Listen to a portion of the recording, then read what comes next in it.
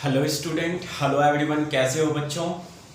तो हमारा wave optics नहीं यार, मैटर वेव चल रहा है और मैटर वेव में हम लोग इंट्रोडक्शन देख लिए और आज हम लोग डी ब्रॉगली वेवलेंथ कैलकुलेट करने वाले हैं माइक्रोस्कोपिक पार्टिकल के लिए। तो लास्ट लेक्चर में हम लोगों ने देखा था कि डी ब्रॉगली वेवलेंथ ऑब्जर्वेबल होता है सिर्फ उन पार्टिकल के लिए जिनका की मास बहुत कम होता है, जिसे हम नेकेड आई से नहीं देख सकते।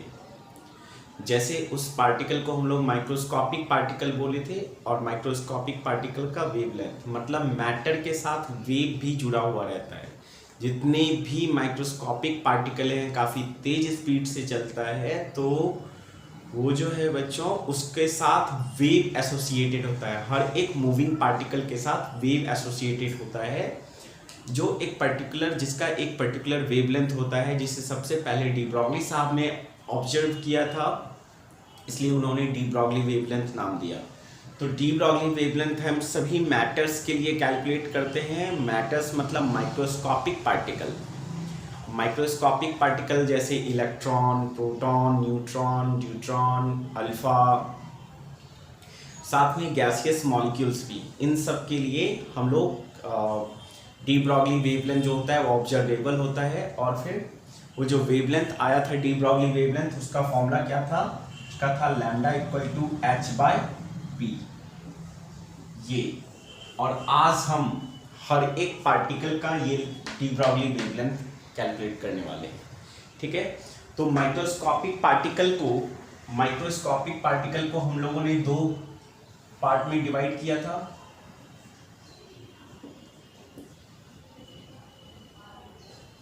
ध्यान से देखिए, माइक्रो है, मैक्रो नहीं है। माइक्रोस्कोपिक पार्टिकल को दो पार्ट में हमने डिवाइड किया था, ठीक है बच्चों। एक हम अपनी सुविधा के लिए डिवाइड किए थे बच्चों। एक हम लोग कहे थे चार्ज्ड पार्टिकल, याद होगा, जल्दी से निकाल के देख लो, लास्ट लेक्चर कॉपी निकालो और चेक करो। और दूसरा था अनचार्ज्ड पार्टिकल या neutral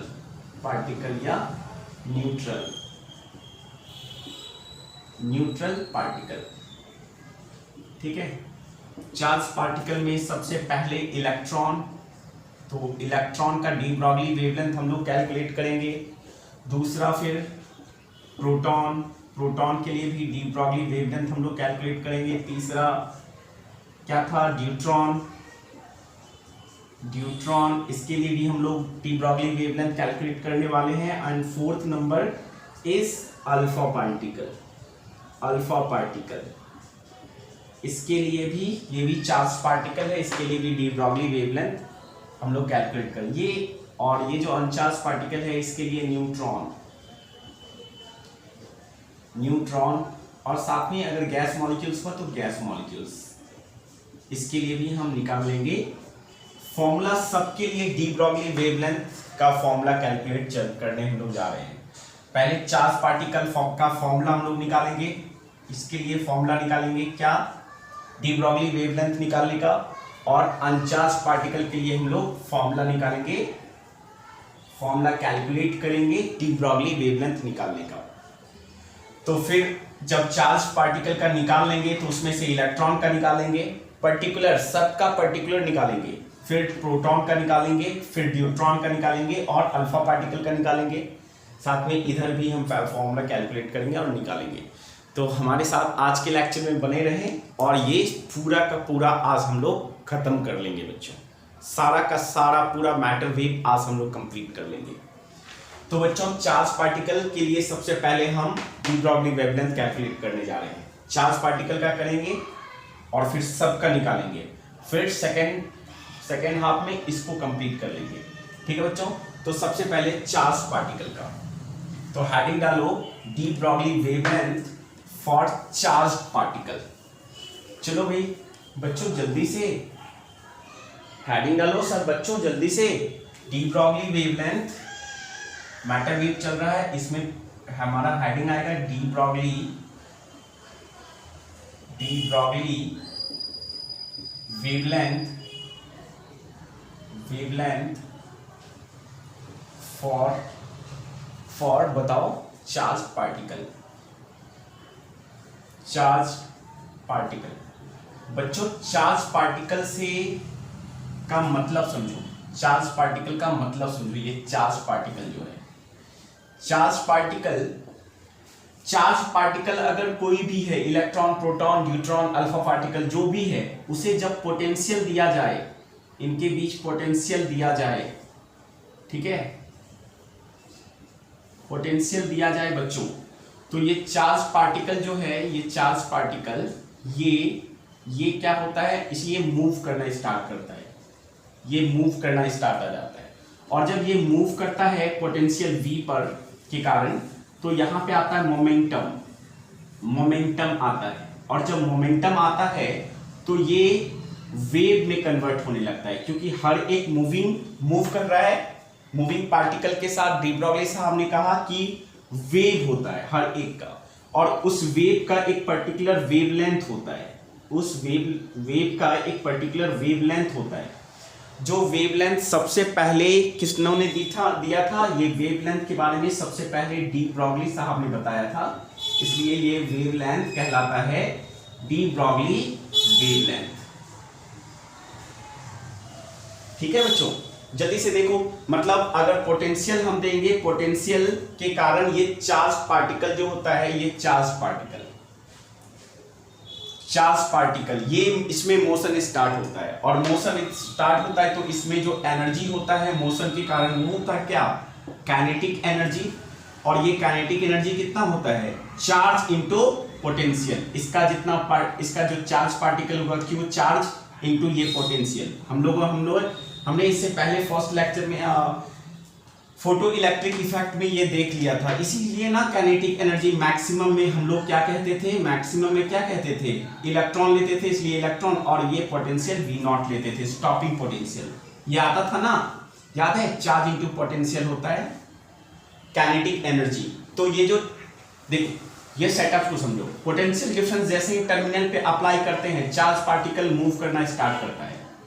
charge particle Q charge move करना स्टार्ट करता है, तो मूव करता है तो इसके पास काइनेटिक एनर्जी हुआ, कितना काइनेटिक एनर्जी, तो चार्ज इंटू पोटेंशियल। अब ये जब मूव किया तो मोमेंटम आया तो मूव करने के कारण वेव आया, और वेव है तो इसका वेवलेंथ होगा पर्टिकुलर। और ये भी एक मैटर है, एक पार्टिकल है जिसकी जो वेव में कन्वर्ट हो गया। अब देखो, ये पार्टिकल है और वेव में कन्वर्ट हो गया, तो इस वेव का एक पर्टिकुलर वेवलेंथ होगा, जिसे डी ब्रॉगली साहब ने सबसे पहले ऑब्जर्व किया था, इसलिए उन्होंने डी ब्रॉगली वेवलेंथ नाम दिया। तो अब ये जो चार्ज पार्टिकल है, इसका एग्जांपल हो सकता है चार्ज पार्टिकल का electron, proton, neutron, alpha particle. तो चार्ज, सबसे पहले चार्ज पार्टिकल, जैसे ही चार्ज पार्टिकल कहेंगे ये चारों आ गए, इलेक्ट्रॉन भी आ गए, प्रोटॉन भी आ गए, न्यूट्रॉन भी आ गए और अल्फा पार्टिकल भी आ गए, चारों एक साथ रिप्रेजेंट हो जाता है। तो सबसे पहले चार्ज पार्टिकल के लिए हम लोग डी ब्रॉगली वेवलेंथ का फॉर्मूला कैलकुलेट करेंगे। ठीक है, ओके। तो आपने समझ गया V क्या है, आप समझ गए क्या V क्या है, potential difference of charge particle जहां होगा, और इसके कारण जो इसमें एनर्जी आएगा वो मोशन के कारण आएगा, और मोशन के कारण जो एनर्जी आता है वो काइनेटिक एनर्जी होता है, जिसका फॉर्मूला क्या हो जाएगा, चार्ज इंटू पोटेंशियल। ठीक है, तो अब हम लोग कैलकुलेट करते हैं बच्चों de Broglie wavelength. De Broglie wavelength का एक ही फॉर्मूला हमें याद रखना है, क्या, डी ब्रॉगली वेवलेंथ का लैम्डा इक्वल टू h/p। बाकी सारा फॉर्मूला ना हम इसी फॉर्मूले से कैलकुलेट करेंगे। ओके, तो अब यहां पे ध्यान दो बच्चों, काइनेटिक एनर्जी का फॉर्मूला होता है, काइनेटिक एनर्जी का फॉर्मूला होता है, लिखते हैं, काइनेटिक एनर्जी का फॉर्मूला होता है हाफ ऑफ mv²। तुम ध्यान देखो कैसे निकाला जाता है, याद नहीं रखना है फॉर्मूलास को, निकालने का तरीका याद रखना है, और एकदम फॉर्मूला एकदम से याद नहीं रखना है, निकालने का तरीका। काइनेटिक एनर्जी इक्वल टू होता है mv², हाफ ऑफ mv²। तो क्या करते हैं बच्चों, अपने ही मन से क्या करते हैं, इस हाफ ऑफ mv² में m से मल्टीप्लाई करते हैं और m से डिवाइड करते हैं, और ये है काइनेटिक एनर्जी। तो ये क्या हो जाएगा, ये हो जाएगा m square v square by 2m, और ये रहा काइनेटिक एनर्जी, राइट। तो इसे लिख सकते हैं क्या, mv का स्क्वायर बाय 2m, और ये रहा काइनेटिक एनर्जी। क्या इसे ये लिख सकते हैं क्या, p का स्क्वायर बाय 2m, ये रहा काइनेटिक एनर्जी। लिख सकते हैं क्या बच्चों, बताओ, लिख सकते हैं ना। ओके, अब यहां से हम लोग यहां आ जाते हैं इधर। तो काइनेटिक एनर्जी का फॉर्मूला आया है p स्क्वायर बाय 2m। कोई परेशानी नहीं, यहां तक देखो बच्चों, कोई परेशानी नहीं होगा, खुद ही अपने मन से ही m से मल्टीप्लाई किए, m से डिवाइड किए। अब यहां से p स्क्वायर अगर निकालूं तो p square equal to cross multiplication हो जाएगा, मतलब 2m इंटू के ई, काइनेटिक एनर्जी हो जाएगा। तो यहां से p इक्वल टू क्या हो जाएगा, अंडर रूट 2m के ई हो जाएगा। अब ध्यान देखो, m क्या है, m है जो पार्टिकल मूव कर रहा है वो m, उसका मास, जो पार्टिकल मूव कर रहा है, क्योंकि काइनेटिक एनर्जी उसी पार्टिकल का होगा, वही मास है, तो ये m हो गया mass of particle. Kinetic energy के ई क्या है, काइनेटिक एनर्जी, जिस एनर्जी से ये m मास का पार्टिकल मूव कर रहा है, राइट। और mp क्या है, मोमेंटम। तो मोमेंटम का फॉर्मूला आ गया क्या, अंडर रूट 2m के ई। तो वेवलेंथ अगर निकालना चाहें हम, तो वेवलेंथ का फॉर्मूला होता है क्या, h बाय p। हमने कहा था ना, सारा फॉर्मूला हम इसी से निकालेंगे। तो यहां से लैम्डा का फॉर्मूला आ जाएगा क्या बच्चों, h बाय, और p के जगह क्या रखूं, p के जगह बताओ 2m के ई, 2m के ई काइनेटिक एनर्जी। और ये बहुत ही अच्छा फॉर्मूला आ गया, बहुत इंपॉर्टेंट है ये बच्चों, ठीक है। ये काइनेटिक एनर्जी के फॉर्म में आ गया, बहुत ही इंपॉर्टेंट, बस याद रखना है इसे, याद फॉर्मूला को नहीं रखना है, याद फॉर्मूला को नहीं रखना है, याद रखना है इस प्रोसेस को। आप एक दो बार ट्राई कर लेंगे ना इसे रफ में, तो आपको ये याद हो जाएगा तरीका, ठीक है। तो ये आ गया पहला, ये फर्स्ट फॉर्मूला, ये पहला फॉर्मूला, और ये दूसरा फॉर्मूला आ गया लैम्डा कैलकुलेट करने के लिए, ठीक है। अब हम लोग चूंकि डी ब्रॉगली वेवलेंथ कैलकुलेट करने जा रहे हैं चार्ज पार्टिकल का, और चार्ज पार्टिकल जो है, चार्ज पार्टिकल जो है बच्चों, ये एक्सेलरेट होता है, ये इसके में इसमें जो वेलोसिटी आती है वो आती है किसकी वजह से,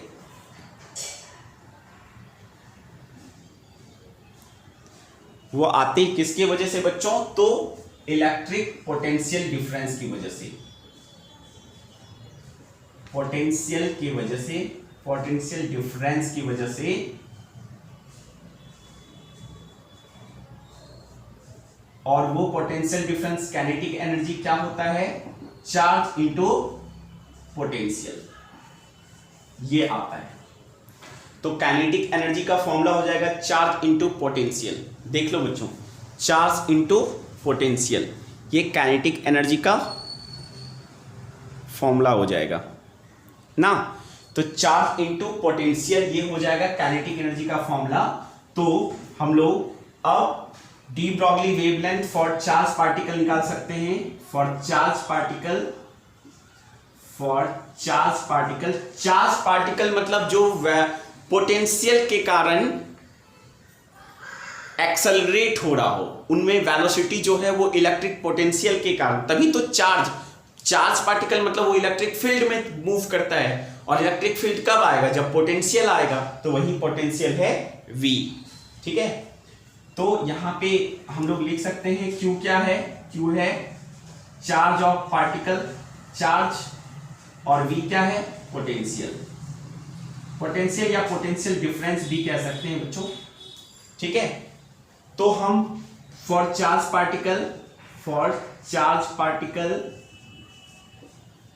particle de Broglie wavelength will be equal to क्या हो जाएगा, h by under root 2m के ई, ये होता है ना बच्चों। तो इसके लिए फॉर्मूला क्या आ जाएगा लैम्डा का, इसके लिए लैम्डा आ जाएगा, कहाँ लिखूं जो दिखेगा, यहीं देखते हैं। लैम्डा का फॉर्मूला हो जाएगा h/√2m, नहीं दिख रहा होगा,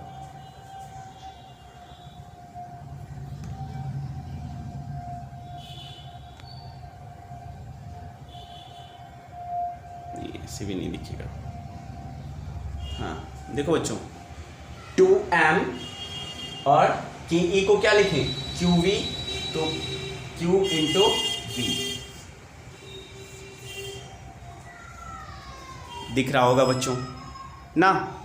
थोड़ा सा परेशानी आ रहा है बट देखो ना दिख रहा है। ये हो जाएगा wavelength, de Broglie wavelength for charge particle. Hope कि आपने कॉपी कर लिया होगा। तो अब इसी चीज़ को डिटेल्स में हम लोग इधर चेक करेंगे, इधर देखेंगे बच्चों। एक मिनट एडजस्ट कर देते हैं, ठीक है। तो अब ये प्रोसेस आपने कॉपी कर लिया होगा। तो अब यहाँ पे जो हम लोग चार्ज पार्टिकल के लिए फाइनल फॉर्मूला लिखे उस चीज को उसको फिर से लिखते हैं, ठीक है। तो डी ब्रॉगली वेवलेंथ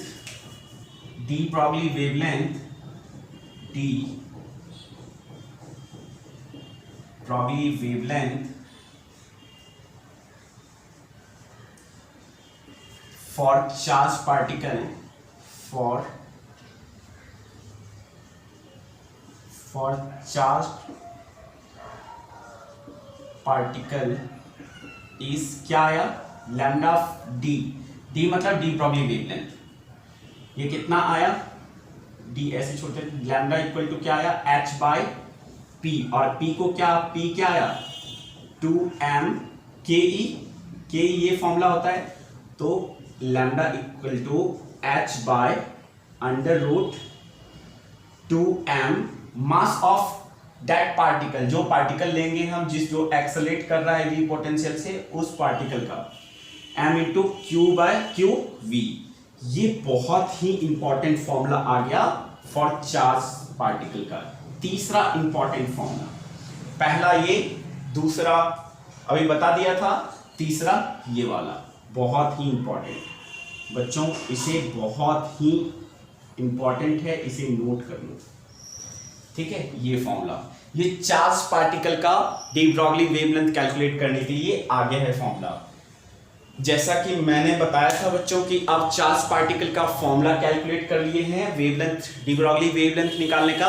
अब पर्टिकुलर पार्टिकल का हम लोग डी ब्रॉगली वेवलेंथ निकालेंगे। पर्टिकुलर पार्टिकल मतलब जैसे इलेक्ट्रॉन का particular de Broglie wavelength calculate करेंगे, प्रोटॉन के लिए करेंगे, न्यूट्रॉन के लिए करेंगे एंड अल्फा पार्टिकल के लिए करेंगे हम लोग कैलकुलेट डी Broglie wavelength. Okay see okay बच्चों, आपने कॉपी कर लिया है। अब सबके लिए हम अब ये फॉर्मूला फाइनली ऊपर लिखते हैं और सबके लिए कैलकुलेट करेंगे, ठीक है।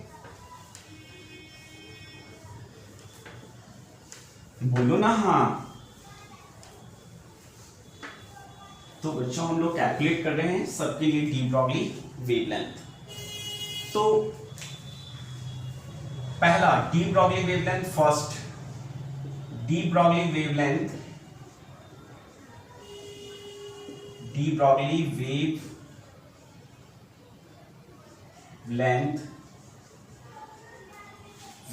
for charged particle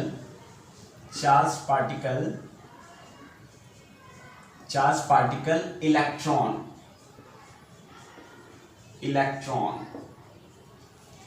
तो लैम्डा फॉर इलेक्ट्रॉन, तो lambda de Broglie wavelength for electron, ठीक है।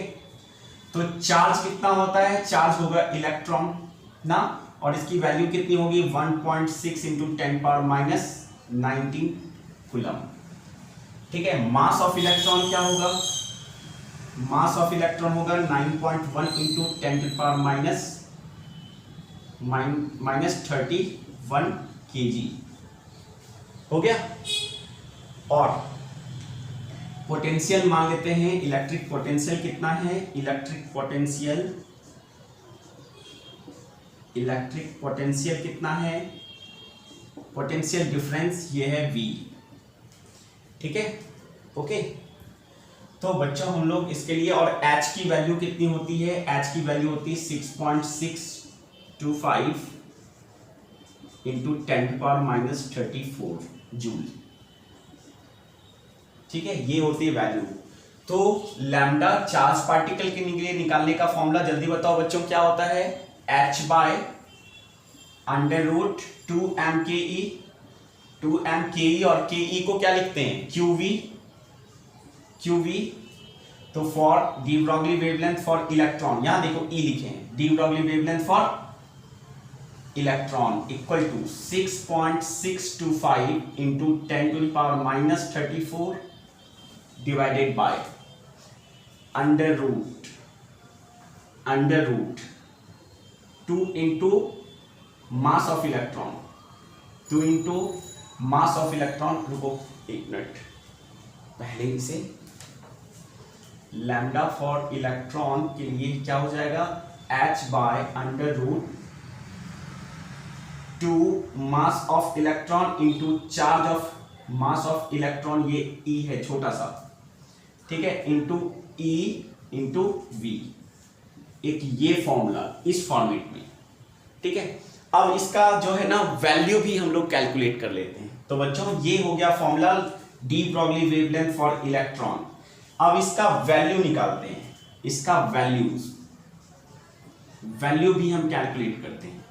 तो लैम्डा E इक्वल टू क्या हो जाए, 6.625 into 10⁻34 divided by under root 2 into mass of electron 9.1 into 10⁻31 into charge of electron 1.6 into 10⁻19 coulomb into V।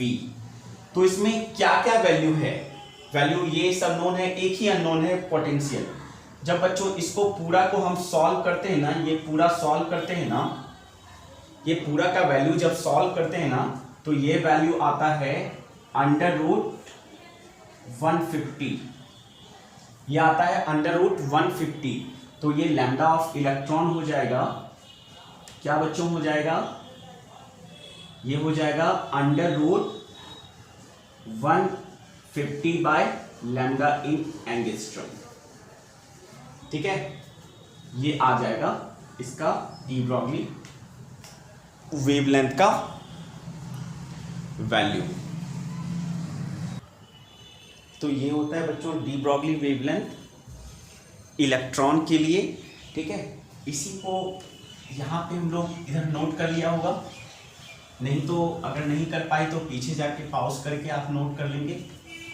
तो बच्चों यहाँ पे है क्या कि डी ब्रॉगली वेवलेंथ फॉर इलेक्ट्रॉन आया under root 150 by V angstrom, ये आया है हमारा डी ब्रॉगली वेवलेंथ फॉर इलेक्ट्रॉन। इसी को और एक शॉर्टकट हम यूज कर सकते हैं, जैसे ये 150 कहां से आया, तो यहां से शॉर्टकट यूज किए थे, ठीक है। तो ये हो जाएगा बच्चों 12.27 बाय अंडर रूट V, ये आ जाएगा एंगस्ट्रॉम में, ठीक है। तो ये हो जाएगा, या फिर इसी को अप्रॉक्सीमेट क्या देते हैं, तो 12.3 अंडर रूट V, और ये भी एंगस्ट्रॉम। ये वेवलेंथ आ रहा है de Broglie wavelength for electron, okay. ये आ जाएगा बच्चों ये फॉर्मूला, या फिर ये फॉर्मूला आप नोट कर लेंगे, ये आपको बहुत शॉर्टकट, बहुत टाइम आपका बचाएगा क्वेश्चंस को सॉल्व करने में। या तो यहाँ से हो जाएगा ये वाला, इससे हो जाएगा बहुत मैक्सिमम बहुत सारे क्वेश्चंस, या फिर यहाँ से हो जाएंगे मैक्सिमम क्वेश्चंस। और जिसमें ये वैल्यू दिया नहीं रहेगा थ्योरीज के अनुसार, ये वाला फॉर्मूला बहुत इंपॉर्टेंट है, डी ब्रॉगली वेवलेंथ कैलकुलेट करने के लिए फॉर इलेक्ट्रॉन। तो चार्ज पार्टिकल में सबसे पहले इलेक्ट्रॉन का और डी ब्रॉगली वेवलेंथ निकालने का सारा फॉर्मूला आपके सामने है, आ चुका है। अब हम लोग कैलकुलेट करेंगे de Broglie wavelength for proton. तो जल्दी से आप कॉपी करेंगे, हम लोग कैलकुलेट करने वाले हैं de Broglie wavelength for proton. ठीक है, कॉपी करो बच्चों, कर लिया होगा। ओके,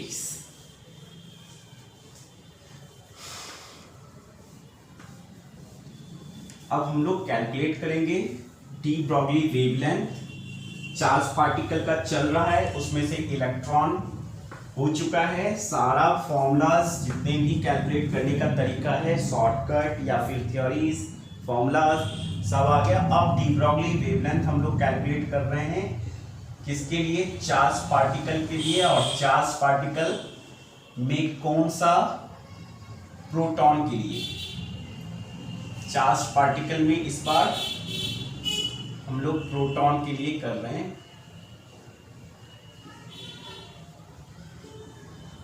ठीक है, तो प्रोटॉन के लिए हम डी ब्रॉगली वेवलेंथ कैलकुलेट करेंगे। सबसे पहले चार्ज ऑफ प्रोटॉन, चार्ज कितना होता है प्रोटॉन का? प्लस, या ऐसे कहूं E प्लस ना, ये होता है चार्ज ऑफ प्रोटॉन और ये होता है 1.6 इंटू 10⁻⁻90। सेम होता है चार्ज जैसा इलेक्ट्रॉन का होता है, बस पॉजिटिव होता है। मास ऑफ प्रोटॉन क्या होता है? मास ऑफ प्रोटॉन होता है 1.67 इंटू 10⁻27 kg। ठीक है, ओके, ये होता है प्रोटॉन का, ये डिटेल्स है। और V क्या है? पोटेंशियल डिफरेंस या पोटेंशियल, इलेक्ट्रिक पोटेंशियल या पोटेंशियल डिफरेंस। ठीक है, तो अब इसके लिए डी ब्रॉगली वेवलेंथ, तो डी ब्रॉगली वेवलेंथ हो जाएगा फॉर प्रोटॉन हो जाएगा। जनरल फॉर्मूला क्या होता है चार्ज पार्टिकल के लिए? h/√2m ke, kinetic energy. ठीक है, चार्ज पार्टिकल के लिए यही हो जाएगा for proton h/√2 into m और ये QV ना। तो ये प्रोटॉन के लिए हो जाएगा कितना बच्चों? h/√2m mass of proton into charge of proton into V। ये हो जाएगा de Broglie wavelength for proton. ठीक है बच्चों,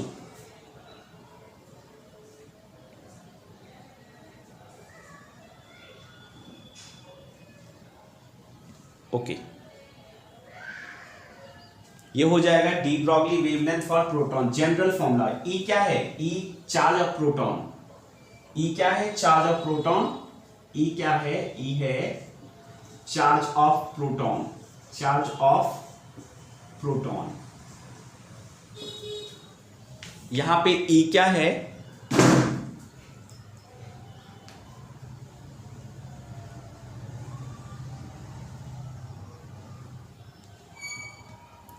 दिख नहीं रहा है यहाँ पे E। ये E क्या है? E है बच्चों चार्ज ऑफ प्रोटॉन। चलो बच्चों नोट करो, जल्दी से नोट करो ये पार्ट। उसके बाद ये प्रोटॉन का अब हम लोग वैल्यू कैलकुलेट करने वाले हैं।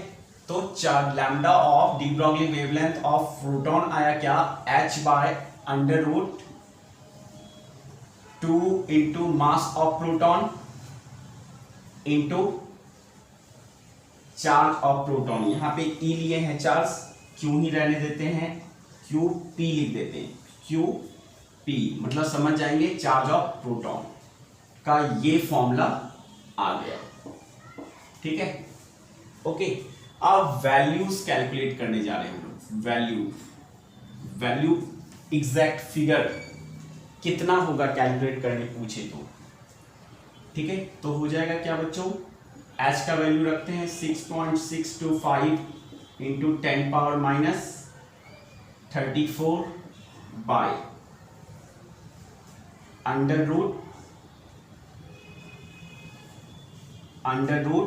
√2 into mass of proton. Mass of proton 1.6 into 10⁻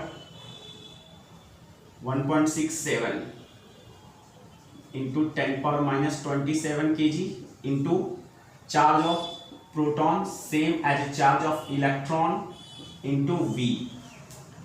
तो बच्चों जब अब यहां पे भी शॉर्टकट हम यूज करेंगे कि ये इसका वैल्यू, ये सारा वैल्यू, इसका सारा का वैल्यू कैलकुलेट जब करेंगे तो ये वैल्यू आता है बच्चों 0.286 एंगस्ट्रॉम। एंगस्ट्रॉम मतलब होता है 10⁻⁻10। तो ये हो जाएगा क्या, लैम्डा फॉर प्रोटॉन मतलब de Broglie wavelength for proton ये हो जाएगा 0.286 बाय √v एंगस्ट्रॉम। ये आ गया शॉर्टकट, और 1 एंगस्ट्रॉम इक्वल टू होता है 10⁻10 मीटर। ठीक है बच्चों, ये आ गया प्रोटॉन का निकालने का, डी ब्रॉगली वेवलेंथ निकालने का कैलकुलेटेड वैल्यू। पोटेंशियल आपको दिया रहेगा, किस पोटेंशियल पर प्रोटॉन को एक्सेलरेट किया जा रहा है, ठीक है, वो दिया रहेगा, तो आप डी ब्रॉगली वेवलेंथ बड़े आराम से कैलकुलेट कर सकते हैं। तो बच्चों इसे कॉपी करो जल्दी से। ठीक है, ये प्रोटॉन का सारा चीज निकल गया, प्रोटॉन का de Broglie wavelength, charge particle में प्रोटॉन 2 का हो गया है, अब 2 बचा है, एक ड्यूट्रॉन बचा है और एक अल्फा पार्टिकल बचा है। तो जल्दी से कॉपी करो बच्चों। हम लोग ड्यूट्रॉन के लिए अब कैलकुलेट करने जा रहे हैं डी ब्रॉगली वेवलेंथ। ठीक है, ओके। तो ड्यूट्रॉन के लिए डी ब्रॉगली वेवलेंथ हमें कैलकुलेट करनी है। तो डी Broglie wavelength, now D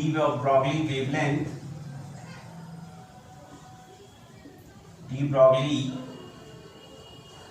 wavelength for charge particle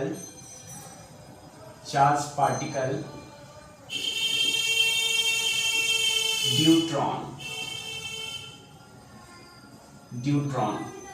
सबसे पहले जाने कि ड्यूट्रॉन होता क्या है। तो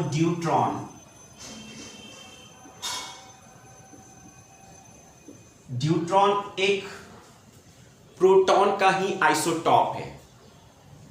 ठीक है, आइसोटॉप है, प्रोटॉन का ही आइसोटॉप है एक ड्यूट्रॉन। ठीक है, जिसका कि चार्ज जो है, चार्ज Q ये सेम होता है चार्ज ऑफ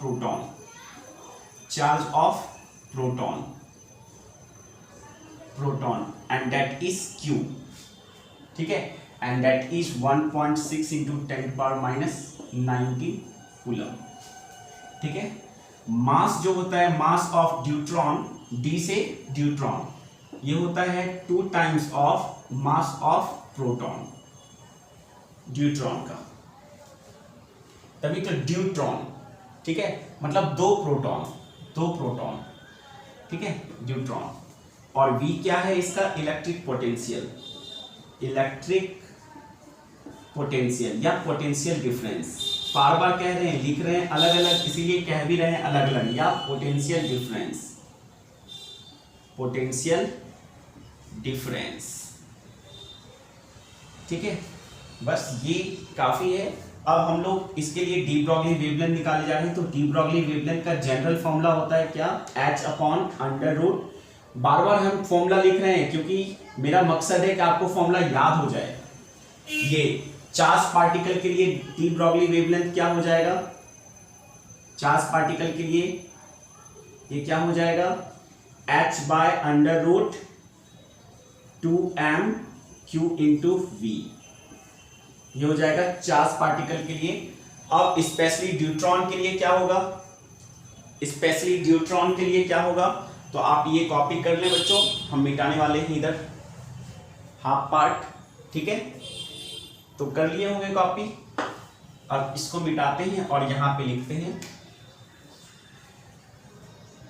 फॉर ड्यूट्रॉन के लिए डी ब्रॉगली वेवलेंथ हो जाएगा h/√2m 2 into 2 mass of proton, neutron का mass into charge of neutron into potential. तो ये हो जाएगा h by under root 4 into mass of proton, charge of proton into potential.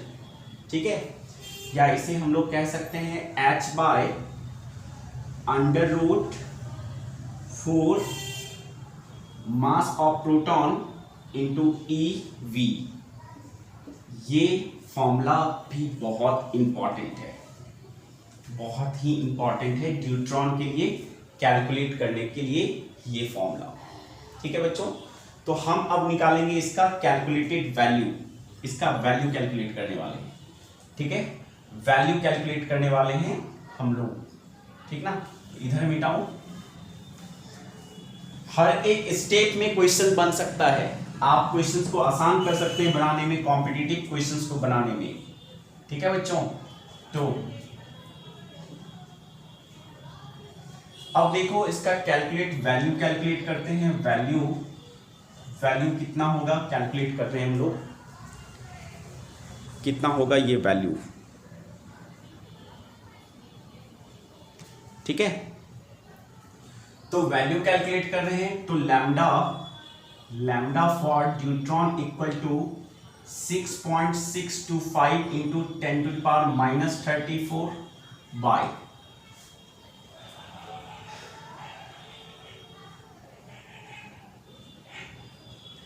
यहां पे क्या हो जाएगा, under root 4 into 1.6 into 10⁻20 1.67 10⁻27 into 1.6 into 10⁻19 into V। जब इन सारे का वैल्यू कैलकुलेट करेंगे, ठीक है, तो अगर प्रोटॉन का देखें तो 0.286 आया था, उसका मास कम हुआ होता था, इसका मास ज़्यादा है तो उससे कम होगा ना। क्या हो जाएगा बच्चों, लैम्डा फॉर न्यूट्रॉन, ये शॉर्टकट इसे यूज करेंगे तो ये आता है कितना, 0.202। कितना होगा बच्चों, 0.202 by under root electric potential इतना एंगस्ट्रॉम।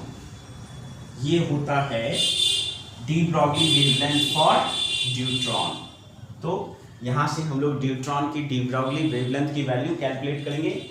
बच्चों कई क्वेश्चन आते हैं जिसमें कंपैरिजन होंगे डी ब्रॉगली वेवलेंथ के लिए, अल्फा के लिए, इलेक्ट्रॉन के लिए, प्रोटॉन के लिए, न्यूट्रॉन के लिए और अल्फा के लिए, तो वो यहाँ से आप कैलकुलेट कर सकते हैं कंपैरिजन जब होगा। तो जो कांस्टेंट है उसे हटा के देख लेंगे किसके प्रोपोर्शनल है, फिर हम लोग निकाल सकते हैं। तो ये हो गया de Broglie wavelength for neutron का नोट कीजिए बच्चों।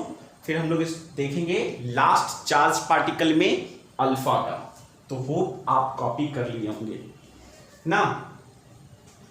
ओके, हम लोग अब कैलकुलेट करने जा रहे हैं de Broglie wavelength for alpha particle.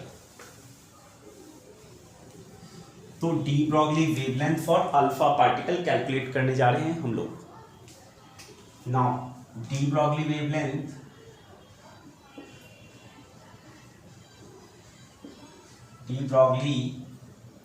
Wavelength for charge particle, और चार्ज पार्टिकल में सबसे लास्ट चार्ज पार्टिकल, और वो क्या है, अल्फा।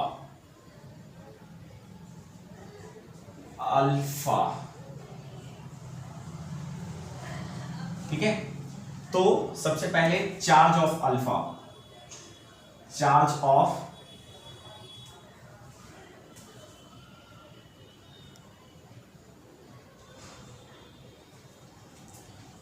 ऑफ अल्फा पार्टिकल, सबसे पहले चार्ज ऑफ अल्फा पार्टिकल कितना होगा, 2 times of charge of proton बोलो, तो ये हो जाएगा 2Q। ये आ गया charge of alpha particle. Mass of alpha particle क्या हो जाएगा, मास ऑफ अल्फा पार्टिकल हो जाएगा 4 टाइम्स होता है ना। अल्फा पार्टिकल मतलब क्या, अल्फा पार्टिकल का मतलब होता है हीलियम का न्यूक्लियस, हीलियम का न्यूक्लियस। और हीलियम क्या होता है, हीलियम होता है 2 और 4 होता है ना। तो ये मास ऑफ अल्फा पार्टिकल क्या हो जाएगा, 4 times of mass of proton हो जाएगा, क्योंकि ये ए का वैल्यू 4 है ना, तो 4 times of mass of proton हो गया। तो ये आ गया मास ऑफ अल्फा पार्टिकल और ये हो गया चार्ज ऑफ अल्फा पार्टिकल। तो मास ऑफ प्रोटॉन आ गया। अब और V क्या है, इलेक्ट्रिक पोटेंशियल या electric potential difference, electric potential या इलेक्ट्रिक पोटेंशियल डिफरेंस, ये कितना हो जाएगा V। ठीक है, तो अब डी ब्रॉगली वेवलेंथ कैलकुलेट करते हैं। तो इसका फॉर्मूला होता है h/√2m/q इंटू V होता है ना चार्ज पार्टिकल के लिए। अब अल्फा के लिए निकालेंगे कि for alpha particle, for alpha particle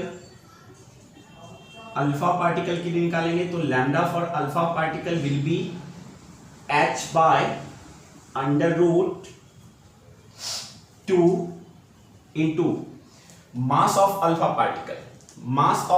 particle, ठीक है, into charge of alpha particle into V।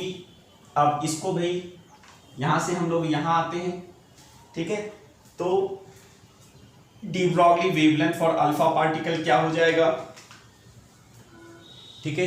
Hope कि अल्फा पार्टिकल के बारे में यहां जान गए होंगे आप। इसको मिटाते हैं और de Broglie wavelength for alpha particle हो जाएगा h/√2 into mass of alpha particle. Mass of alpha particle क्या है, mass of alpha particle 4 times 2 into 4 times of mass of proton into charge of alpha particle, और charge क्या होता है 2q, 2 into mass of proton into V, मतलब alpha particle का हो जाएगा h/2 4 जा 8 16 मास of proton, charge of proton that is E into V, क्योंकि E ही क्या है, इसका चार्ज है। ठीक है, तो ये अल्फा पार्टिकल का हम लोग निकाल लिए क्या, डी ब्रॉगली वेवलेंथ का वैल्यू, ये थ्योरीज के अनुसार।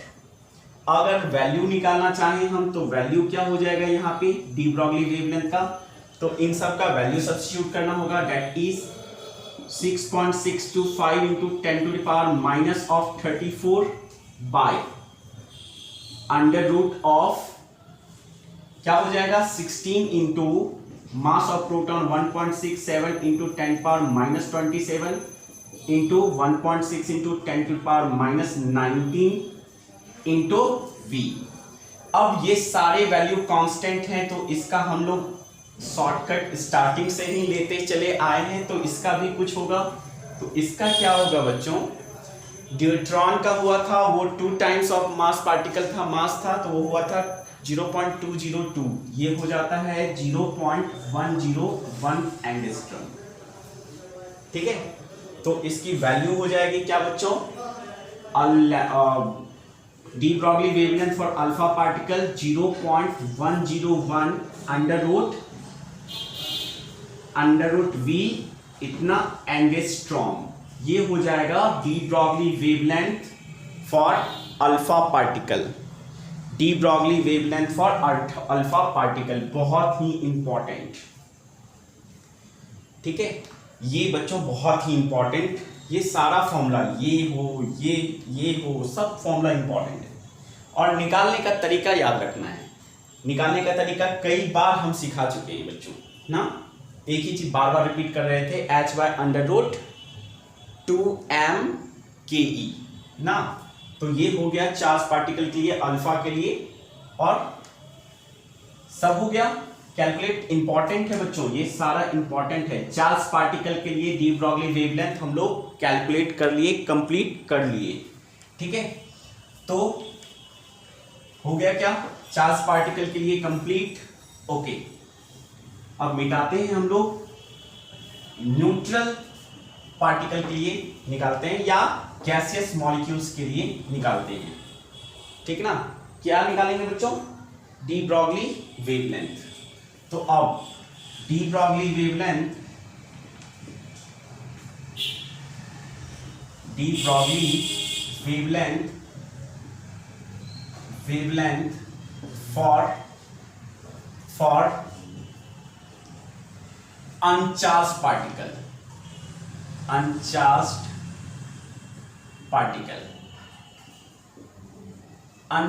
पार्टिकल के लिए हम लोग पहले डी ब्रॉगली वेवलेंथ कैलकुलेट करेंगे। सबसे पहले हम एक फॉर्मूला कैलकुलेट करेंगे डी ब्रॉगली वेवलेंथ के लिए अनचार्ज्ड पार्टिकल के लिए, ठीक है बच्चों। तो लैम्डा इक्वल टू होता है फॉर्मूला डी ब्रॉगली वेवलेंथ का h/p।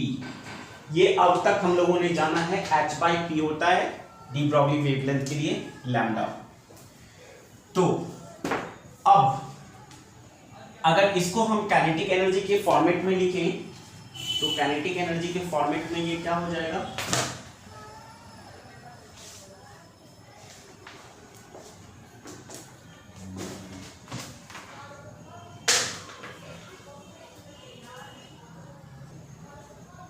तो काइनेटिक एनर्जी के फॉर्मेट में ये हो जाएगा क्या, h/√2m/ke।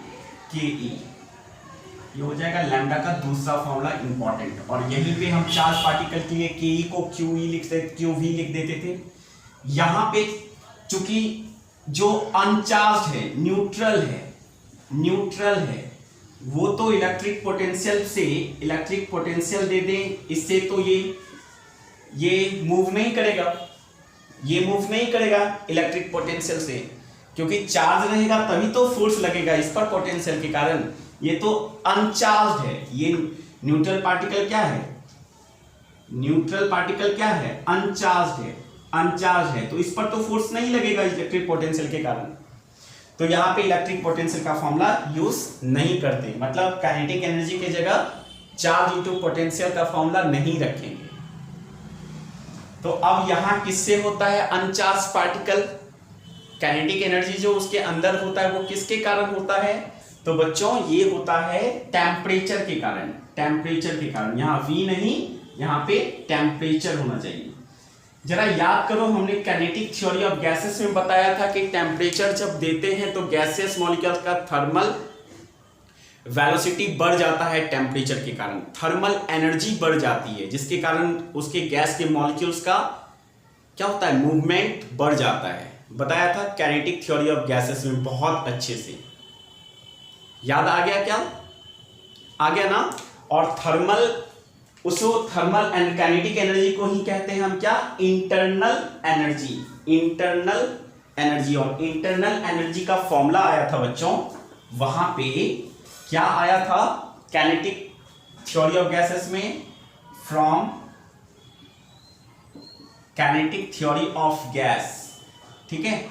हमने बताया गैस जो है वो 3 दिशा में मूव कर रहा था, 3 डायरेक्शन में, एक्स एक्सिस, वाई एक्सिस और जेड एक्सिस में ना। इधर मूव करता था हाफ kT से, इधर मूव करता था हाफ kT से, इधर मूव करता था हाफ kT से। या फिर इंटरनल एनर्जी का फॉर्मूला था क्या, F/2 nR delta T। U लिखे हैं इसलिए लिखेंगे nRT, था ना, याद आ गया। तो U इक्वल टू या फिर ऐसे F/2 n kBT, nRT को kBT भी लिखते थे फॉर 1 मॉलिक्यूल्स। अब यहां पे ये जो F है, F क्या है, डिग्री ऑफ फ्रीडम। और डिग्री ऑफ फ्रीडम जो होता है वो याद है, मोनो के लिए 3, डाया के लिए 5, पॉली के लिए 6 होता था, 7 होता था, ठीक है। ऑर्डिनरी टेम्परेचर पर, एक्स्ट्रा ऑर्डिनरी टेम्परेचर पर, याद आ रहा होगा, सब कुछ आ रहा है ना। तो यहां पे जो गैस मॉलिक्यूल्स लेते हैं ना, इस चैप्टर में गैस जो लेते हैं ना, वो या तो स्पेसिफाइड होगा, नहीं तो सीधा गैस को माना है मोनो एटॉमिक। क्या माना है? Mono atomic gas, mono atomic gas माना है। और मोनो एटॉमिक के लिए डिग्री ऑफ फ्रीडम क्या होता है? F3 होता है। तो ये इंटरनल एनर्जी ही काइनेटिक एनर्जी है। इसका फॉर्मूला हो जाएगा 3/n kBT। Okay, n single molecules के लिए n इक्वल टू 1, मतलब single molecules, single molecule, single molecule के लिए बच्चों क्या हो जाएगा? सिंगल मॉलिक्यूल के लिए क्या हो जाएगा? ये n का वैल्यू 1, तो काइनेटिक एनर्जी का फॉर्मूला क्या हो जाएगा? 3/2 kT। kBT वही हुआ kT, ठीक है, ये हो गया 3/2 kT। अब यहां से भी देख लो तुम, half kT, half kT, half kT, तो टोटल काइनेटिक एनर्जी यहां से हो जाएगा क्या? टोटल काइनेटिक एनर्जी यहां से हो जाएगा half kT plus half kT plus half kT, मतलब कितना? 3/2 kT। तो दोनों तरीके से काइनेटिक एनर्जी का फॉर्मूला आ गया। ये हुआ टेम्परेचर से जो एक्साइटमेंट आता है उसके अंदर काइनेटिक एनर्जी होता है, न्यूट्रल पार्टिकल या गैस मॉलिक्यूल्स का, वो काइनेटिक एनर्जी का फॉर्मूला आ गया क्या? 3/2 kT। इसको थोड़ा सा याद कर लो, काइनेटिक थ्योरी ऑफ गैसेस, ठीक है, फ्लैशबैक में, और काइनेटिक एनर्जी आ गया, ठीक ना फॉर्मूला। वहां चार्ज पार्टिकल के लिए QV डालते हैं और यहां पे न्यूट्रल पार्टिकल के लिए हम 3/2 kT डालेंगे। याद आ रहा है बच्चों? ठीक है, तो जल्दी से इसे कॉपी करो, फिर हम अपनी चीजों को आगे प्रोसीड करते हैं। होप कि आपने कर लिया होगा। तो यहां से अब ये कॉपी साइड में कर लिए, ठीक है, इसे ब्रैकेट में बंद कर लो, ब्रैकेट में बंद कर लो इसे, ठीक है। और ये लैम्डा फॉर लैम्डा हो गया क्या? h/√2m, और ke को क्या लिखें? 3/2 kT। k क्या है? k क्या है? बोल्ट्जमैन कांस्टेंट, ठीक है, ये तो 2 से 2 cancel. Lambda for neutral particle का जनरल फॉर्मूला आ गया क्या? √3m kT। टेम्परेचर से एक्साइटेड होता है, इसलिए थर्मल एनर्जी, ये T है टेम्परेचर और लैम्डा है वेवलेंथ, ठीक है। तो T क्या है? टेम्परेचर। टेम्परेचर जरा याद करो तो टेम्परेचर किस में रहता था? ये टेम्परेचर केल्विन में, इन केल्विन, ये टेम्परेचर है इन केल्विन, ठीक है बच्चों। तो ये बहुत ही इंपॉर्टेंट फॉर्मूला, बहुत ही इंपॉर्टेंट फॉर्मूला आ गया न्यूट्रल पार्टिकल के लिए। तो डी ब्रॉगली वेवलेंथ निकालने का फॉर्मूला ले आए हम लोग, किसके लिए? न्यूट्रल पार्टिकल के लिए। वो कितना आया? तो फाइनली उसे लिखते हैं हम लोग, कितना आया वो? तो आया de Broglie wavelength for neutral particle या अनचार्ज्ड पार्टिकल के लिए डी ब्रॉगली वेवलेंथ निकालने का फॉर्मूला आया है हमारा h/√3m kT। ओके, तो ये अब बच्चों मेरे आ चुका है चार्ज पार्टिकल के लिए भी और अनचार्ज पार्टिकल के लिए भी वेवलेंथ निकालने का फॉर्मूला। जरा देख लें, इंपॉर्टेंट है, जरा देख लें यहाँ पे क्या क्या है। तो S तो प्लैंक्स कांस्टेंट है, H क्या है? प्लैंक्स कांस्टेंट, और प्लैंक्स कांस्टेंट का वैल्यू कितनी होती है? 6.625 इंटू 10⁻34। 3 को तो जानना है नहीं यार, कांस्टेंट है ना, बचपन से ही, जन्म से ही कांस्टेंट है। m क्या है? Mass, mass of single molecule, single molecule, जरा सा भी गलती मत करना, सिंगल मॉलिक्यूल। k क्या है? k है Boltzmann constant, Boltzmann constant, Boltzmann constant, और इसकी वैल्यू 1.23 इंटू 10⁻23, हाँ -23 होता था, 1.38, ठीक है, या R/NA, या इसका एक और वैल्यू है क्या? R/NA, याद अगर होगा, ठीक है। और टी क्या है, टी ही तो है, क्या है, temperature, temperature, temperature in kelvin, absolute temperature, मतलब टेम्परेचर इन केल्विन, या इसे एब्सोल्यूट टेम्परेचर भी कह सकते हो, एब्सोल्यूट टेम्परेचर। ठीक है बच्चों, तो अब हम लोग चार्ज पार्टिकल के लिए और अनचार्ज पार्टिकल के लिए, दोनों के लिए हम लोग डी ब्रॉगली वेवलेंथ कैलकुलेट करना सीख गए। ठीक है, तो सीख गए, ये तो बहुत अच्छी बात है। तो ये कॉपी कर लिया आपने, ये कॉपी अगर कर लिया है बच्चों तो इसे मिटाऊं, कर लिया ना, ठीक है, ओके। तो यहां पे देखो H कांस्टेंट, 3 कांस्टेंट, M नहीं है कांस्टेंट, K कांस्टेंट, तो M और T के फॉर्मेट में सिर्फ अगर निकालें तो ये हो जाता है ऑलमोस्ट ये आता है 20.5.5 by under root capital M के, अक्सर क्वेश्चन आता है कैपिटल M के फॉर्मेट में, कैपिटल M इंटू T, ये फॉर्मूला भी आप शॉर्टकट याद कर सकते हैं। ठीक है, आप और एंगस्ट्रॉम, एंगस्ट्रॉम ना भूलना, एंगस्ट्रॉम। ठीक है, यहां से भी गैस मॉलिक्यूल्स की M क्या है, ये मॉलिक्यूलर मास है, molecular mass, molecular mass of gas, of gas, और T क्या है, temperature, absolute temperature, absolute temperature. ये भी शॉर्टकट यूज कर सकते हो बच्चों कैलकुलेट करने के लिए। तो चार्ज पार्टिकल और अनचार्ज पार्टिकल दोनों के लिए डी ब्रॉगली वेवलेंथ कैलकुलेट करने का फॉर्मूला हमारे पास कंप्लीट हो चुका है। ठीक है बच्चों, तो अब थोड़ा सा बोर्स का क्वांटाइजेशन देख लें। ठीक है, रेडियस का क्वांटाइजेशन की उन्होंने कहा था कि रेडियस क्वांटाइज्ड होता है, तो चला उनके बारे में देख लें। मतलब 10 मिनट का और टॉपिक बचा हुआ है बच्चों, खत्म ही कर लेते हैं।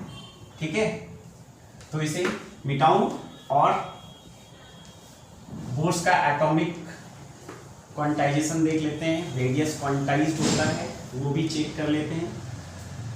ठीक ना, तो बोर्स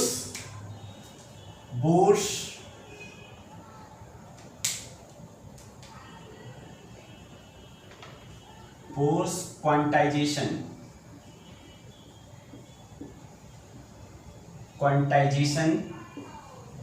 कंडीशन। देखो बच्चों, अगर नहीं समझ पाए थे बोर्स क्वांटाइजेशन कंडीशन, तो आज एक फिर से मौका आया है आपको समझ लेने का।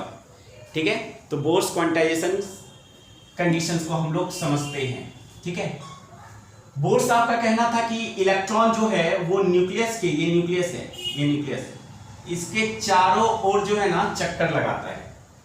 ठीक है, बोर्स आपका ये कहना था कि चारों ओर चक्कर लगाता है इलेक्ट्रॉन, और ये जो चक्कर लगाता है वो वेव की तरह, इलेक्ट्रॉन है तो वेव की तरह चक्कर लगा रहा होगा ना, इलेक्ट्रॉन है तो ये वेव की तरह चक्कर लगा रहा होगा।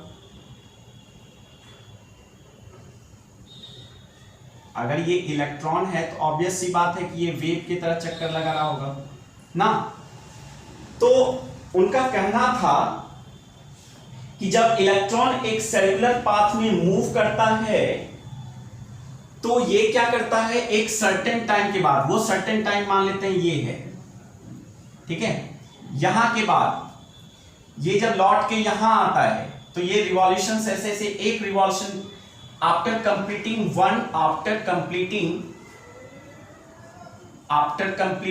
One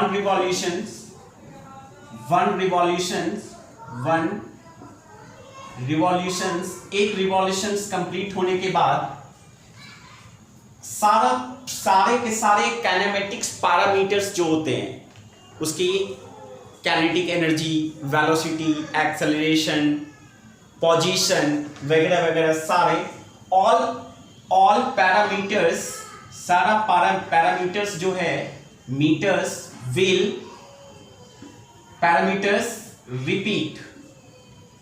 repeat.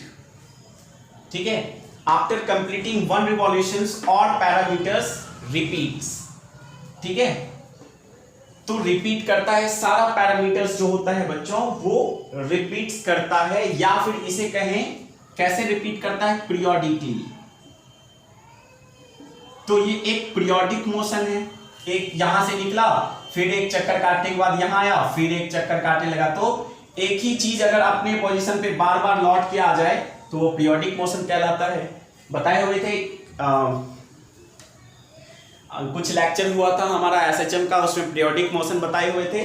तो ये पीरियोडिक मोशन हो जाएगा, राइट बच्चों, ये पीरियोडिक मोशन हो जाएगा, क्योंकि after a certain interval it repeats it's all parameters ना, इसलिए ये पीरियोडिक मोशन हो जाएगा। और ये हो गया क्या हमारा न्यूक्लियस, न्यूक्लियस के चारों ओर।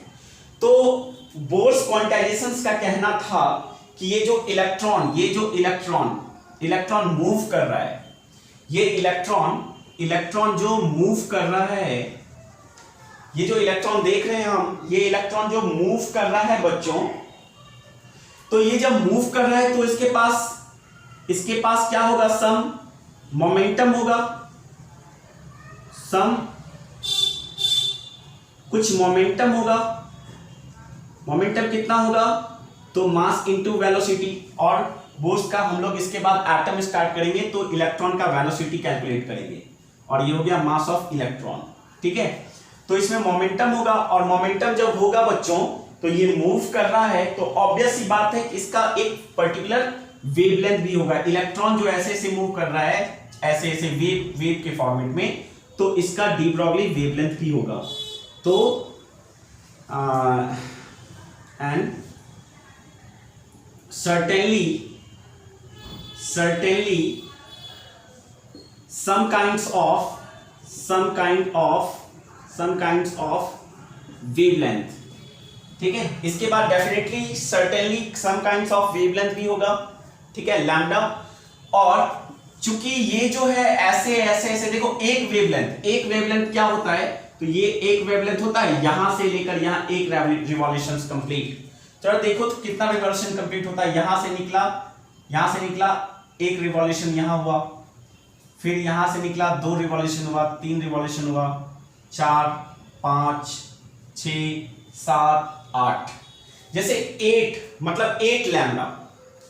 तो डी ब्रॉगली साहब का कहना था, और ये जो एक बार मूव करेगा इसका रेडियस होगा ना कुछ, यहां से न्यूक्लियस से रेडियस होगा ना कुछ रेडियस होगा।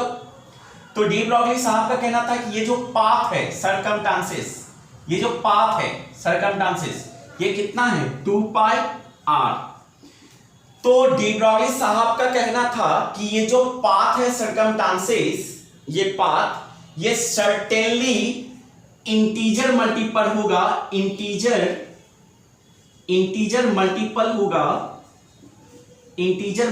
होगा इसके वेवलेंथ की, इसका वेवलेंथ। जैसे ये एक वेवलेंथ यहां से लेकर यहां तक एक वेवलेंथ हो गया, देखो ये वेवलेंथ हुआ। तो ऐसा नहीं हुआ 8, जैसे यहां पे 8 आया ना, तो 8.5 नहीं हो सकता। जब भी होगा तो इंटीजर मल्टीपल होगा लैम्डा के, हमेशा ही। मतलब 2 पाई r जो है ये पाथ, ये उसी पाथ पे electron revolve only on those path which is integer multiple of lambda. Electron revolve in only on those part which is integer multiple of lambda. ये कहना था बोर साहब का क्वांटाइजेशन से, मतलब 2 pi r equal to integer n into lambda, ये कहना था बोर्स के क्वांटाइजेशन का। बोर्स के क्वांटाइजेशन का ये कहना था। अब यहां पे क्या कर सकते हैं, 2 pi r equal to n, और लैम्डा क्या हो जाएगा h by p, de Broglie wavelength के अनुसार h बाय p। तो या फिर ऐसे लिख सकते हैं 2 pi r equal to n h by p को क्या लिख सकते हैं बच्चों, p को लिख सकते हैं m इंटू v, लिख सकते हैं ना। तो यहां पे बच्चों हम लोग कर सकते हैं क्या, v को mv को ऊपर लाते हैं और 2 पाई को नीचे लाते हैं। तो ये हो जाएगा, क्या हो जाएगा, mbr equal to nh by 2 pi को नीचे किए 2 पाई, मतलब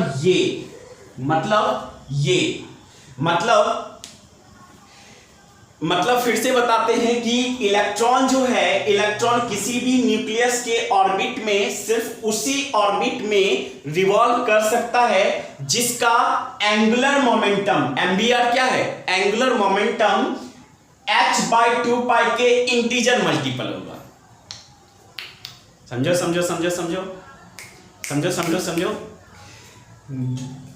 बोर साहब का कहना था अपने पोस्टुलेट्स में, उन्होंने, हम बताएंगे कि उसने लिखा भी है, एटम से बताएंगे कि electron revolve only on those orbit whose angular momentum is integral multiple, n क्या है, integer number, integral multiple of h/2 pi.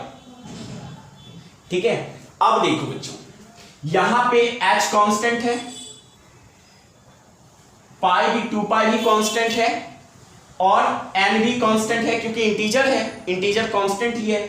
m mass of electron constant है, v वेलोसिटी ऑफ इलेक्ट्रॉन जिस भी ऑर्बिट में है वो कांस्टेंट है। मतलब r जो होगा ना, r वो इंटीजर होगा, r क्वांटाइज्ड है, मतलब r भी यहां पे क्या है, r भी क्वांटाइज्ड है, r इज ऑल्सो क्वांटाइज्ड। मतलब सब कोई भी रेडियस दे दो उसमें नहीं रिवॉल्व करता इलेक्ट्रॉन, इलेक्ट्रॉन का एक स्पेसिफिक पाथ होता है जो कि इंटीजर मल्टीपल होगा लैम्डा के। ठीक है, एंगुलर मोमेंटम के इंटीजर मल्टीपल होगा। यही एक ही शब्द हम 2-3 बार बोल रहे हैं। ठीक है बच्चों, तो ये है क्या, बोर साहब का बोर्स क्वांटाइजेशन कंडीशन। ये हो गया बोर्स का क्वांटाइजेशन कंडीशन बच्चों। ठीक है, क्लियर है? ठीक है, तो यहां पे only possible R is quantized, only possible R is quantized। तो बच्चों ये जो है ना, ये मैटर वेव ये कंप्लीटली खत्म हो गया। ठीक है, इसका एक एक्सपेरिमेंटल प्रूफ है, डेविएशन एंड जर्मन एक्सपेरिमेंट, जो कि सिलेबस से निकाल दिया गया है। तो ऑलमोस्ट ये खत्म हो गया, बट जब आप आएंगे तो भी उस वक्त हम लोग डेविएशन एंड जर्मन एक्सपेरिमेंट तो भी पढ़ लेंगे। तो बच्चों आज मैटर वेव हमारा ख़त्म हुआ और नेक्स्ट लेक्चर में हम लोग स्टार्ट करने वाले हैं एटम्स को। तो नेक्स्ट लेक्चर में इसको ख़त्म कर लिए, आप एटम्स को स्टार्ट करेंगे, तो इसे आप नोट करें। फिर हम लोग मिलते हैं, तब तक के लिए बाय।